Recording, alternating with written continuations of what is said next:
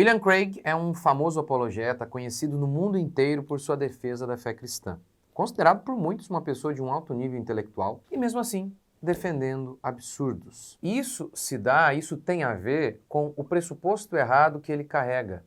Pressuposto este que muitos pastores, até os mais bíblicos, também estão carregando e por isso incorrem em erro. Portanto, este vídeo, além de falar sobre o Craig, vamos falar sobre todos nós, né? Vamos lá, curta, comente, se inscreva. Bora para mais um vídeo. Este vídeo aqui eu vou fazer baseado num artigo da Colisão pelo Evangelho, escrito por Hans Madumi. O artigo é uma resenha sobre o livro do Craig, Em Busca do Adão Histórico. E é o seguinte, eu li a resenha, a crítica que o Hans faz, e eu também fui dar uma pesquisadinha na internet. Eu já li alguns livros do Craig e fui dar uma pesquisadinha para ver se aquilo que o Hans está falando aqui no seu artigo tem respaldo aí, porque eu não li o livro, então eu falei, poxa, eu preciso dar uma conferida. E você tem vídeos do Craig em que ele fala basicamente as coisas que o Hans Madumi está falando aqui no seu artigo. Portanto, eu conferi, então é basicamente isso aí mesmo. Então vamos lá. O Hans cita duas reservas, que para mim não são reservas, são problemas graves, né? Primeira reserva, primeiro problema, a interpretação dos primeiros capítulos de Gênesis, que ele o faz de maneira figurada. Segundo,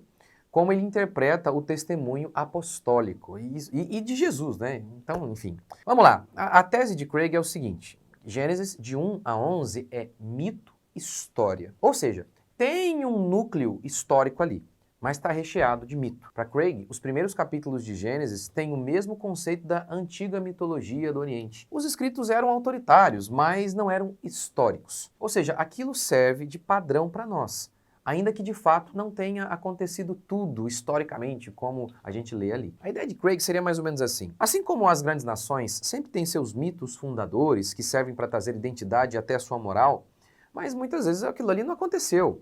E aí, vamos pegar um exemplo. Vamos dar um salto aí na história. Pense na fundação de Roma. O mito fundador remete a Rômulo e Remo, que teriam sido criados por uma loba. Ora, isso é mito, não aconteceu, mas serviu para moldar o imaginário romano e trazer a identidade para aquela nação. Pois bem, seria mais ou menos isso aí que a gente vê aqui com Adão, mas é óbvio, sabendo que na realidade não é exatamente isso, porque ele fala de mito histórico. Não, tem algumas coisas ali que são de fato história, mas misturadas com mitos. O Craig fala em 10 características dos mitos e diz que em Gênesis, de 1 a 11, você encontra quase todas essas características. Hans diz, ele nos diz que Gênesis tem elementos fantásticos que são palpavelmente falsos se forem literalmente verdadeiros. Quais seriam esses elementos fantásticos? Se a gente acreditasse neles como fato histórico, isso seria falso.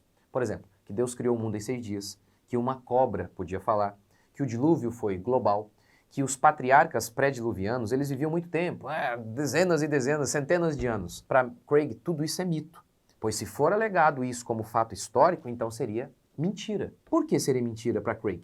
Porque ele tem um critério epistemológico.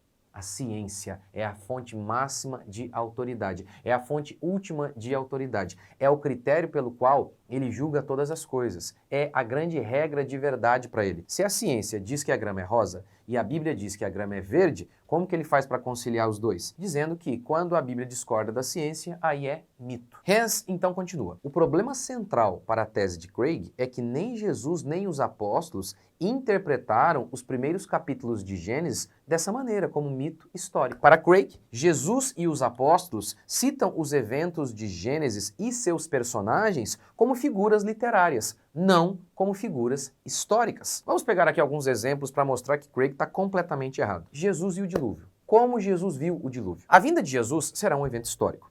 E Jesus comparou a sua vinda a outro evento histórico, o dilúvio. Assim como foi nos dias de Noé, assim também será a vinda do Filho do Homem. Pois nos dias anteriores ao dilúvio, o povo vivia comendo, bebendo, casando-se e dando-se em casamento, até o dia em que Noé entrou na arca. E eles nada perceberam, até que veio o dilúvio e os levou a todos. Assim será na vinda do Filho do Homem. Olha essa frase final.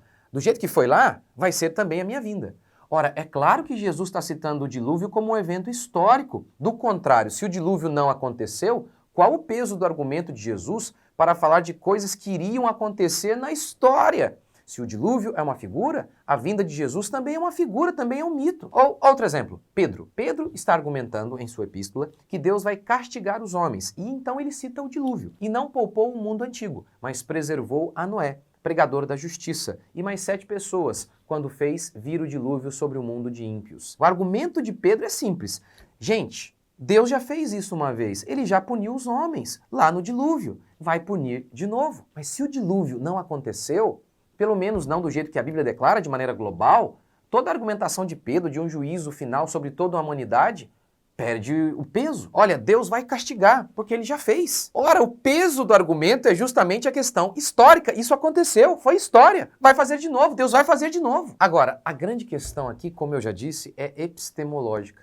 O ponto de partida, a regra de verdade para Craig é a ciência. Ele sempre foi alguém que defendeu a racionalidade, a lógica. Ora, é ilógico supor que o Deus que fez a serpente do nada, ele não tem capacidade para fazê-la falar? Ora, o ser que tem todo o poder em suas mãos não pode criar o mundo em 6 dias? Se Deus quisesse, ele o faria em 1 segundo. Mas quando perdemos a Bíblia como fonte última de autoridade, até a lógica se perde. A verdade é que a Bíblia é o livro escrito por Deus e o mundo foi criado por Deus. Ou seja, o mesmo ser que criou o mundo, a natureza, fez a Bíblia.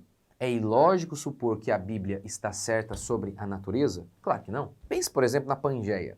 Depois de muito tempo, lá no século XVI da nossa era, Abraham Ortelius sugeriu que no início havia apenas um supercontinente. Ele supôs que isso aconteceu através de terremotos e inundações, de modo que os continentes foram se afastando por conta desses eventos. Os cientistas, ao longo da história, foram percebendo que os continentes pareciam se encaixar com um quebra-cabeça mesmo. Logo, então, a suposição é que eles estavam unidos um dia. E hoje, com as fotos de satélites, isso fica bem evidente quando nós observamos.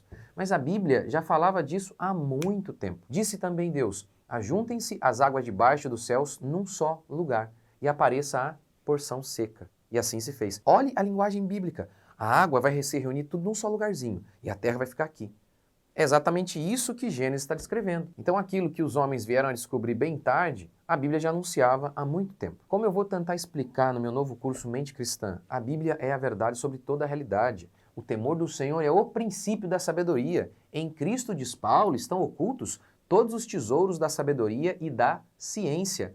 Não significa dizer que a gente vai encontrar as formas matemáticas aqui ou qualquer outra coisa nesse sentido, mas a Bíblia vai dar a base para a busca da descoberta, inclusive da natureza. Ou seja, a Bíblia é a base para o desenvolvimento de todo o conhecimento. Quando o homem quis obter conhecimento à parte de Deus, comendo da árvore do conhecimento do bem e do mal, todo mundo morreu. Se você abandona essa base, por mais inteligente que seja, você estará fadado a errar. É claro que sem a Bíblia pode-se obter alguns conhecimentos, mas em essência você estará errado. E a cristandade atual, até os pastores mais sinceros e bíblicos, têm abandonado esse pressuposto. A Bíblia é a autoridade final sobre todas as coisas, a base sobre toda a realidade. Para eles, hoje, a ciência é a fonte última de autoridade, a senhora sobre a Bíblia. E eles acham, então, que educação, ciência, política, arte são zonas neutras, que podem existir sem uma base cristã. Não dá. Quando você perde essa base cristã, você pode até mesmo se tornar um Craig, que toma a ciência como verdade absoluta a ponto de negar a Escritura. Eu não sei se ele já chegou a declarar abertamente isso, que a Bíblia tem erro, mas na prática é basicamente isso. E é interessante porque o liberalismo teológico, a crença de que a Bíblia tem erro, ela passa e muito por essa perspectiva de adotar a ciência como fonte última de autoridade. Se ela provê a verdade absoluta, se ela, a ciência, é a regra de verdade, e a Bíblia tem algo diferente, ela está dizendo algo diferente, logo a Bíblia está errada, é a dedução lógica. E é exatamente assim que muitos têm feito. Como é que é? A Bíblia fala sobre algumas questões aqui que são contrárias às ideias que a gente ouve na psicologia. Por exemplo, a Bíblia é clara em falar que a ansiedade é pecado, e aí a psicologia está dizendo que não é transtorno. O que os pastores fazem? Eles salvam a Bíblia e eles interpretam a Bíblia à luz da psicologia. Então, gente, dia 17 e 18 eu vou lançar meu curso lá no Legado Cristão, meu curso Mente Cristã. Se você não puder estar lá no Legado Cristão, deixe seu nome na lista de espera para garantir a sua vaga, porque as vagas vão ser limitadas. O fone está aqui na tela. Valeu, Deus abençoe.